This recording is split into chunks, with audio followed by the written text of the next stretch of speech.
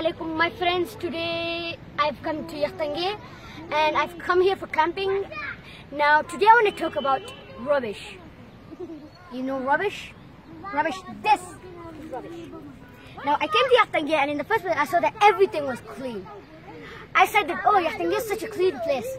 But when I came here, only in this place, this little place, was this much rubbish. See this? Look at this plastic. Or this. Look at this melon. Look at this melon here. And you see the melon? So many. So many little melons. Now, when we come from home, we're going somewhere, at home or anywhere. We shouldn't make our environment or anywhere dirty.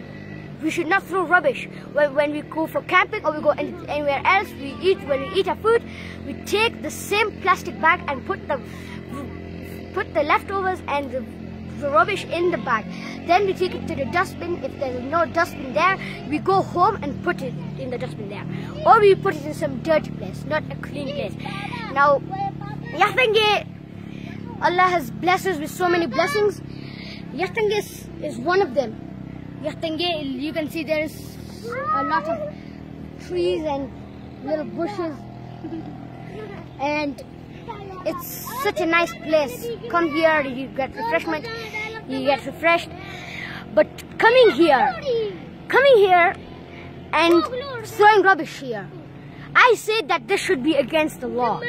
But Imran Khan, the Prime Minister of Pakistan, doesn't even have a brain, doesn't have any brain. He doesn't even have a heart. He doesn't have like a heart for Pakistan. He doesn't love Pakistan. He hates it.